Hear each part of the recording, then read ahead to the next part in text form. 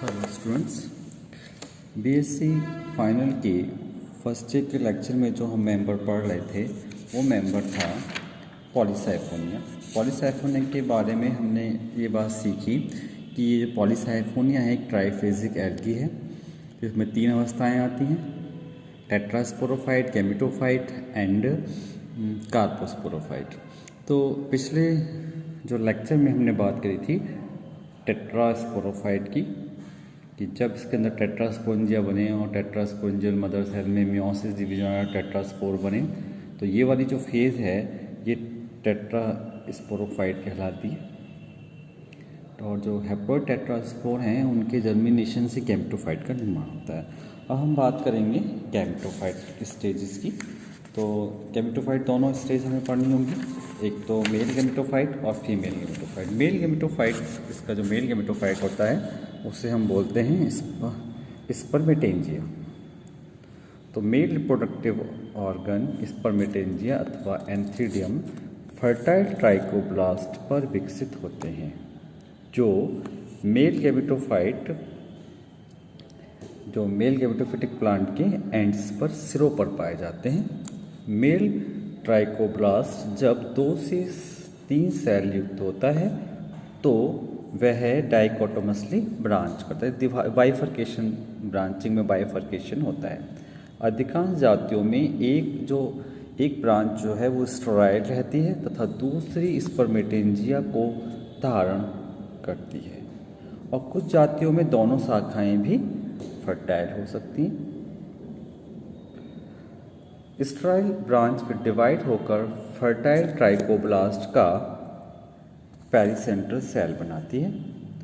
पेरिसेंट्रल cell स्पर्मेटेंजियम mother cell के रूप में कार्य करता है, और प्रत्येक स्पर्मेटेंजियल मदर सेल 2 से 3 स्पोरेंजिया बाहर की ओर डिवाइड करके बना दी जाती है। पूरी स्ट्रक्चर स्पर्मेटेंजियो का एक कोन लाइक स्ट्रक्चर बना देती है, शंकु के आकार की स्ट्रक्चर बना दी। तो स्पर्मेटेंजियम इस प्रकार से दिखाई देते हैं। इसलिए अगर हम एक स्पर्मेटेंजियम की बात करें तो मेट्रियो स्पर्मेटेंजियम गोल अथवा ऑब्लॉन्ग यूनिसेलुलर स्ट्रक्चर होते हैं। इनकी सेल वॉल 3 लेयर्स में डिवाइड होती है।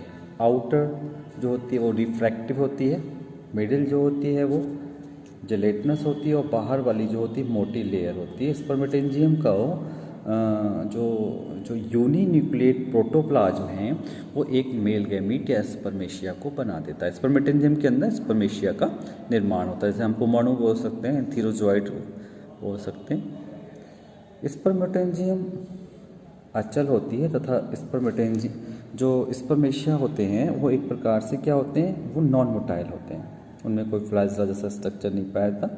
तथा स्पर्मेटेंजियम के एपेक्स पर जो पोर होता है उससे वो बाहर निकलते हैं, मतलब उनका एक तरीके से क्या होता है, विमोचन होता है। इस प्रकार से देखें किस प्रकार से स्पर्मेटेंजियम का निर्माण हो रहा है। अगर स्ट्रक्चर वाइज देखें तो एक इस तरह से शंकु का स्ट्रक्चर दिखाई देगा। ये जो ट्राइकोब्लास्ट है, वीमेन एक्सिस से ट्राइकोब्लास्ट है, इससे ये स्पर्मेटेंजियम बीच में एक जो पेरिसेंट्रल सेल थी, जिनसे जैसे ये वाली जो पेरिसेंट्रल सेल है, ये वाली पेरिसेंट्रल, इससे क्या स्पर्मेटेंजियम मदर सेल निकली हैं। स्पर्मेटेंजियम मदर सेल से स्पर्मेशिया बने हैं। इसके अंदर ये जो स्पर्मेटेंजियम इसके अंदर स्पर्मेशिया बने हैं। तो जो देखने में वो सहतूत की तरह एक कोनिकल स्ट्रक्चर इसका दिखाई देता है, कोन जैसा स्ट्रक्चर दिखाई देता है स्पर्मेटेंजियम का। ट्राइकोब्लास्ट में ये इस प्रकार से बनती।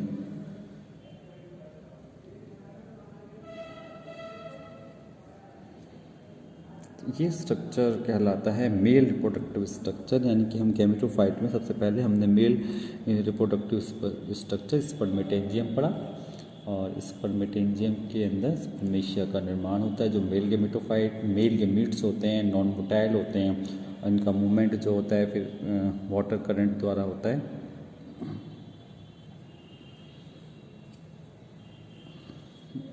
दूसरा जो रिप्रोडक्टिव स्ट्रक्चर है वो रिप्रोडक्टिव स्ट्रक्चर है फीमेल गैमेटोफाइट।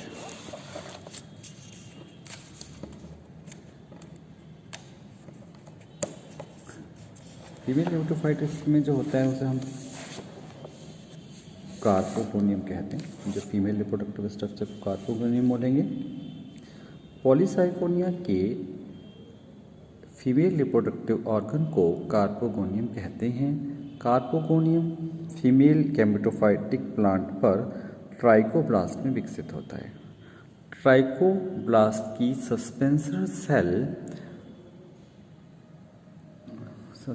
सेल से 2 से 4 सेल नीचे स्थित सेल से ही उत्पन्न होता है। यह 5 to 7 सेल फीमेल ट्राइकोब्लास्ट में विकसित हो जाता है।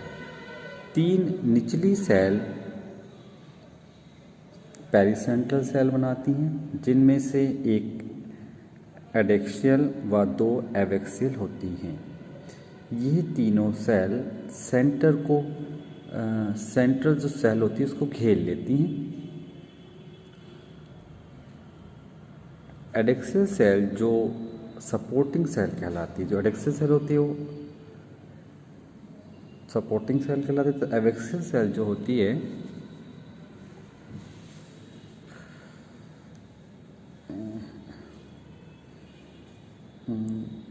एबैक्सियल सेल जो होती है वो एडेक्सियल सेल सपोर्टिंग सेल कहलाती है तथा एक बेसल स्टेराइल फिलामेंट को बनाती है और उससे लेटरल स्टेराइल इनिशियल बनते हैं और बेसल इनिशियल बनते हैं और एक कर्व्ड 4 सेल कार्पोगोनियल ब्रांच बनती है। कार्पोगोनियल ब्रांच बनती है, बेसल इनिशियल बनते हैं, लेटरल इनिशियल इस सेल से बनते हैं।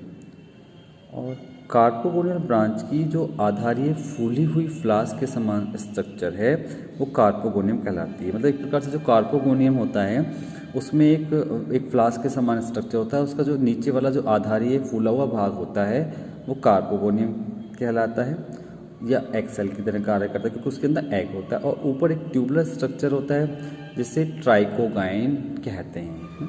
ट्राइकोगाइन कहलाता है। तो लेटरल अब होता क्या है, जो लेटरल इनिशियल हैं वो डिवाइड होकर 2 सेलुलर और सेकेंडरी लेटरल इनिशियल बनाते हैं और कार्पोगोनियम को घेरे हुए जो पेरिसेंट्रल सेल हैं कार्पोगोनियम को ढकने के लिए आउटग्रोथ बनाती हैं, उनको ढकना के लिए आउटग्रोथ बना लेती हैं। कार्पोगोनियम को घेरे हुए जो स्टेराइल शीथ है वो पेरिकार्प कहलाता है। इस प्रकार एक फ्रूटिंग बॉडी टाइप का स्ट्रक्चर बनने लगता है।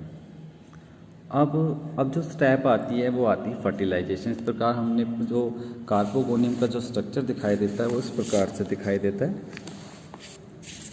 इस तरीके से एपिकल सेल ये बनी, एक कार्पोगोनियल फिलामेंट है, ये सपोर्टिव वाली चाहे सपोर्टिंग सेल है और ये सपोर्टिंग सेल इधर हो गई। इस पर कार्पोगोनियम फिलामेंट पर ये कार्पोगोनियम का निर्माण हुआ, आधारीय फूला हुआ भाग ये कार्पोगोनियम प्रॉपर है, ये ट्राइकोगाइन है।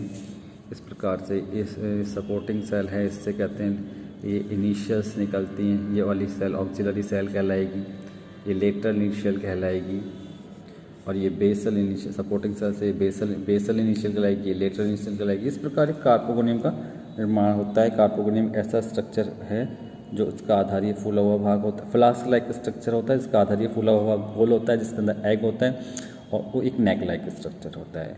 कार्पोगोनियम में ये मतलब ये पार्ट्स होते हैं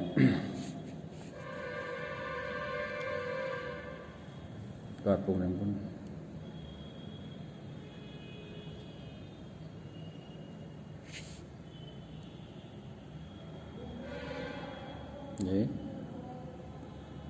ये पेरिकार्प का निर्माण हुआ, चारों तरफ ये पेरिकार्प का निर्माण हो गया। ये पेरिकार्प है सारा।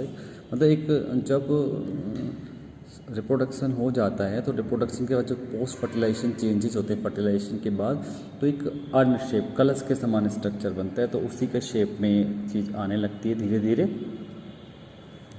अब पढ़ते हैं इसका फर्टिलाइजेशन।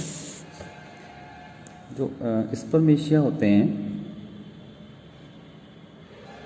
कार्पोगोनियम के ट्राइकोगाइन तक जो वाटर फ्लो के साथ पहुंचते हैं, क्योंकि वो उनमें अपने फ्लैजला तो होते नहीं, वो नॉन मोटाइल होते हैं, तो वो जो वाटर फ्लो के साथ कार्पोगोनियम की नेक तक पहुंच जाते हैं। एंथीरोजोइड्स ट्राइकोगाइन्स से उसके चारों ओर एक स्लेस्मी पदार्थ होता है, उससे चिपक जाते हैं। जो मतलब एक तरह से मेल रिप्रोडक्टिव जो पार्ट है, गेमीट्स है, वो ट्राइकोगाइन वाटर करंट द्वारा ट्राइकोगाइन तक पहुँचा। ट्राइकोगाइन पर पहुंचकर वो म्यूसिलेज पदार्थ है उससे चिपक गया, उससे अटैच हो गया।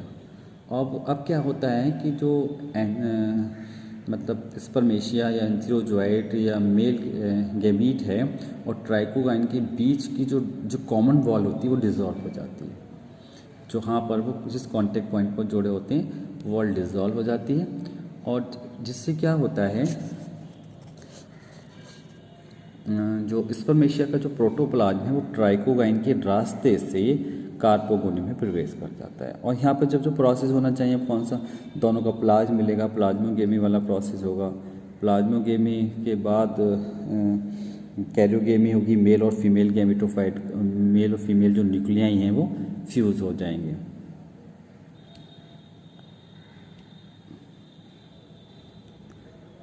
तो ये जो स्टेप होती है वो फर्टिलाइजेशन की होती है, जिसमें जो मेल गैमीट्स हैं वाटर करंट द्वारा फीमेल गैमीट तक पहुंचकर, यानी कि जो कार्पोगोनियम है वहाँ तक पहुंचकर उसकी ट्राइकोगाइन से अटैच होकर उनके दोनों के बीच की जो वॉल, कॉमन वॉल का डिज़ोल्व होने के बाद जो टोटल प्रोटोप्लाज्म है स्पर्मेशिया का वो उसमें ट्रांसफ़र होना, दोनों प्लाज्म का फ्यूज़न और दोनों न्यूक्लियाई का फ्यूजन, ये प्रोसेस कहलाता है फर्टिलाइजेशन। इसके बाद की जो नेक्स्ट स्टेप होती है वो नेक्स्ट स्टेप जो आती है वो हम पढ़ेंगे पोस्ट फर्टिलाइजेशन चेंजेस में। और इसमें जो पोस्ट फर्टिलाइजेशन चेंजेस है उसका जो प्रोडक्ट होता है फर्टिलाइजेशन के बाद जो चेंजेस आते हैं और उसमें कहते हैं जो एग वाला कार्पोगोनियम का पोर्शन होता है, बाकी इसके आसपास जो स्टेराइल फाइबर प्रेजेंट थी, जो चेंजेस आते हैं उससे मतलब एक अर्न शेप कलश के समान की संरचना बन जाती है, जिसे कार्पोस्पोरोफाइट कहेंगे, जिसके अंदर कार्पोस्पोर्स